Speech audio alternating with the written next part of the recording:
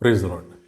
મિત્રો, આજે આપણે એફએસને પત્ર તેનો 4થો અધ્યાય અને તેની 3જી કલમમાંથી પ્રભુના વચનો જોવાના છે. વચન આ પ્રમાણે છે: શાંતિના બંધનમાં આત્માનું ઐક્ય રાખવાને યત્ન કરો. આમીન. આ પ્રભુનું વચન છે. એફએસને પત્ર તેનો 4થો અધ્યાય અને તેની 3જી કલમ. મિત્રો, આજનો શાસ્ત્ર પાઠ અને એ શાસ્ત્ર પાઠમાંથી આપણે શાંતિનું બંધન એના વિશે આજે આપણે પ્રભુના વચનો જોવા માગીએ છીએ. પણ જોકે જોઈએ આપણે એફએસને પત્ર 4થો અધ્યાય 1-16 કલમ એ શરીરનું ઐક્ય, શરીરની એકતા વિશે એ દાખલાઓ સાથે એ સમજ પૂરી પાડે છે. એકતા વિશેનો એ આખો પેરેગ્રાફ 1-16મી કલમ સુધીનો છે. પણ જ્યારે આપણે આ જે 3જા કલમમાં આપણે જોવા માગીએ છીએ, શાંતિના બંધનમાં આત્માનું ઐક્ય રાખવાને યત્ન કરો. શાંતિનું બંધન. મિત્રો, આપણે ઘણી બધી વખત આ શાંતિ શબ્દને બહુ સહજ અને બહુ જ નોર્મલતાથી અથવા બહુ જ રૂટીન રીતે આપણે એને યુઝ કરીએ છીએ, વાપરીએ છીએ. પણ શું જ્યારે આપણે શાંતિ કહીએ છીએ, હા, એ શાંતિનો ખરો અર્થ શું આપણે એ સમજીએ છીએ? ઘણા લોકોને પૂછીએ કેવું છે તો સામેથી આન્સર મળે, હા, શાંતિ છે, મજામાં છે. પણ આ ખાલી શાંતિ શાંતિ કહેવાથી શું આપણા જીવનોમાં એ ખરી શાંતિ શું છે એ આપણે તપાસવું રહ્યું. અને આ બાબત યર્મિયા પ્રબોધક તેના 8મા અધ્યાયની 11મી કલમમાં એ કહે છે: કંઈ પણ શાંતિ ન હોવા છતાં શાંતિ શાંતિ કહીને મારા લોકોની દીકરીનો ઘા ઉપરથી રૂઝાવ્યો છે. કશી શાંતિ નથી, પણ ખાલી શાંતિ શાંતિ કરીને એ તમે મારા લોકોની દીકરીનો ઘા ઉપરથી રૂઝાવ્યો છે. તમે ખાલી શાંતિ શાંતિ કહો છો, પણ તમારા હૃદયો, તમારા જીવનો એ ઘાથી એ ભરેલા છે. મિત્રો, હાલના સમયમાં આ શાંતિ, એ પીસ શું એ આપણા જીવનોમાં છે કે નહીં, અથવા શું આપણી પાસેની સાચી સમજ છે કે નહીં? શાંતિ એટલે શું? બાઇબલમાં આ શબ્દનો જે બીજો જે હિબ્રુ શબ્દ છે, શાલોમ, એ ઘણી બધી વખત વપરાયો છે. અને આ શાંતિ શબ્દનો આપણે જે અર્થ કાઢીએ છીએ, એબ્સન્સ ઓફ પ્રોબ્લેમ, કોઈ પણ પ્રકારની સમસ્યા, પ્રશ્નો, સંકટો, મૂંઝવણ ના હોય એટલે શાંતિ. પણ આ માનવીય વ્યાખ્યા છે જે અધૂરી છે.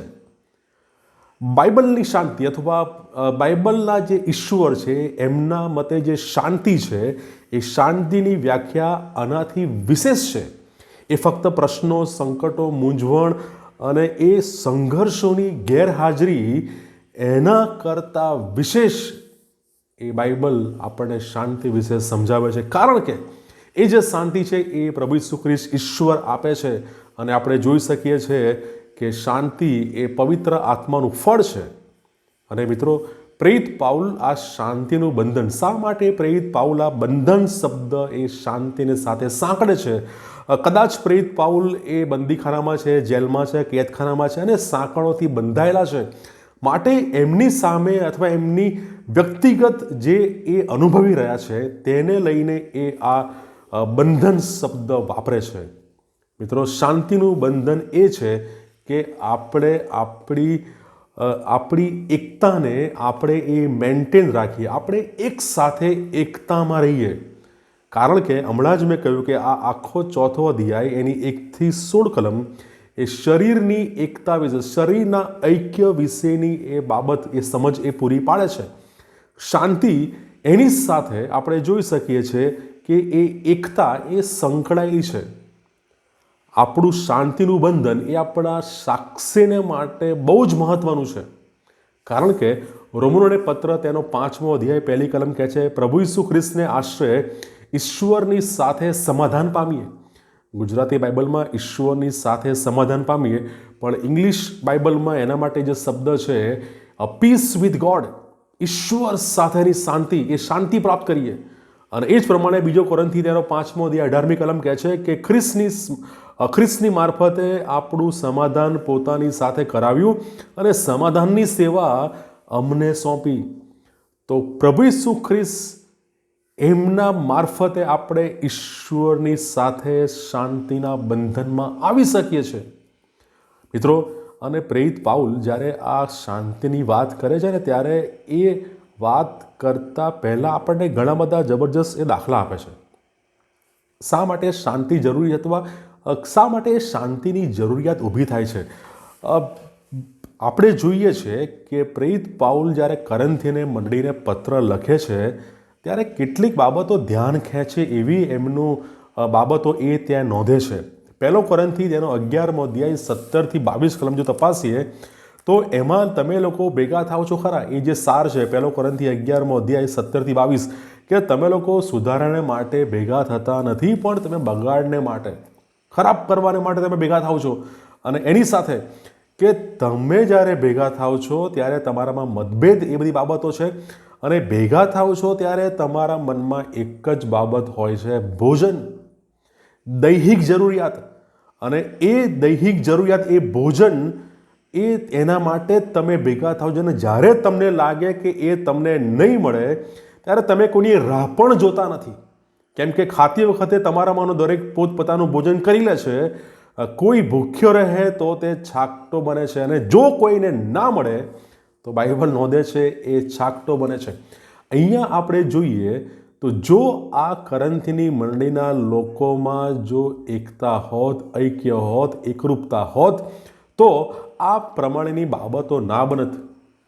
એ બનવાનું કારણ કે એ વ્યક્તિઓના જીવનમાં જે શાંતિ છે એ ઈશ્વરની શાંતિનો અભાવ છે. કેમ અભાવ છે? કારણ કે વ્યક્તિ ફક્ત પોતાની ભૌતિક અને દૈહિક બાબતોને જ પ્રાધાન્ય આપે છે, એટલા માટે અશાંતિ છે. અને એટલા માટે એ શાંતિનો ગેરહાજરી અને એની સાથે ભેદભાવ, ભાગલા એ બધું આપણે જોઈ શકીએ છીએ. અને હજુ વધારે આગળ જોઈએ તો પહેલો કોરિન્થી તેનો 14મો અધ્યાય અને 26મી કલમ જો આપણે તપાસીએ તો ત્યાં લખે છે કે જ્યારે તમે એકત્ર થાવ છો ત્યારે તમારામાંનો કોઈ સ્તોત્ર ગાય છે, કોઈ બોધ કરે છે. દરેક વ્યક્તિ પોતાને ગમતી બાબતો એ કરે છે, એ પોતાનું જ ધ્યાન રાખે છે. અને મિત્રો, ઘણા બધા પ્રશ્નો, વિસંગતતાનું કારણ, એક ભાગલાનું કારણ, એ વિખવાદનું કારણ એ સ્વાર્થ હોય છે. આ બધી બાબતોમાં એ વ્યક્તિઓ પોતાનો સ્વાર્થ શોધતા હતા. અને જ્યારે સ્વાર્થ શોધે છે ત્યારે એમના જીવનોમાં શાંતિ ક્યારેય હોતી નથી. શાંતિ ક્યાંથી આવે? મિત્રો, શાંતિ આવે છે નિસ્વાર્થપણાથી, ખ્રિસ્તના પ્રેમ પર લક્ષ્ય રાખવાથી, ખ્રિસ્તના પ્રેમનો અનુભવ કરવાથી એ શાંતિ આવે છે. કારણ કે ખ્રિસ્ત પોતે જ એ શાંતિ છે. ફિલિપી 2 અને 3 કહે છે દરેકે નમ્ર ભાવથી પોતાના કરતા બીજાઓને ઉત્તમ ગણવા. ફિલિપીના પત્રમાં પાઉલ કહે છે કે ભાઈ તમારે નમ્ર ભાવથી પોતાને કરતા બીજાને ઉત્તમ ગણવા, પણ હાલના સમયમાં આ કરવું લગભગ અશક્ય લાગે છે. કેવી રીતે બીજાને મારા કરતાં ઉત્તમ ગણી શકું? અશક્ય લાગે છે. પણ જો આપણા હૃદયોમાં, જીવનોમાં, મંડળીમાં, કુટુંબમાં, સમાજમાં શાંતિનો અનુભવ કરવો છે તો મિત્રો, બાઇબલનું આ શિક્ષણ તે આપણે વ્યવહારુ જીવનમાં તેનું અનુકરણ કરવાની બહુ જરૂર છે. આપણે આપણી જાતને નમ્ર બનાવવાની જરૂર છે અને બીજાઓની જરૂરિયાતો પર ધ્યાન આપવાની જરૂર છે. અને જ્યારે આપણે બીજાઓની જરૂરિયાત પર ધ્યાન આપીએ છીએ ત્યારે શું થશે? ત્યારે આપણામાં એકતા આવે છે. અને જ્યારે આપણામાં એકતા આવે છે ત્યારે આપણામાં સંતોષ અને એની સાથે શાંતિનો અનુભવ આપણે કરી શકીએ છીએ. શાંતિનો અનુભવ જ્યારે આપણે કરીએ છીએ ત્યારે આપણા આત્મિક જીવનો વૃદ્ધિ પામતા આપણે જોઈ શકીએ છીએ. મિત્રો, રોમનોને પત્ર તેનો 8મો અધ્યાય 5 થી 6 કલમ, એ કલમો બહુ જબરજસ્ત શિક્ષણ આપે છે. જેઓ દૈહિક છે તેઓ દૈહિક બાબતો પર મન લગાડે છે, પણ જેઓ આત્મિક છે તેઓ આત્મિક બાબતો પર મન લગાડે છે. અને 6ઠી કલમ, દૈહિક મન તે મરણ છે, પણ આત્મિક મન તે જીવન અને શાંતિ છે. જો મારે તમારે એ શાંતિ પ્રાપ્ત કરવી છે તો મારું તમારું મન એ દૈહિક ક્યારે પણ ના હોવું જોઈએ, એ આત્મિક મન હોવું જોઈએ. તો જ આપણે એ શાંતિનો અનુભવ કરી શકીએ છીએ. અને મિત્રો, પ્રેરિત પાઉલ આજે આપણને દરેકને એ આત્મિક મન કે જે શાંતિ અને જીવન લાવે છે, એ શાંતિના બંધનમાં આપણને આવવાનું એ આમંત્રણ આપે છે.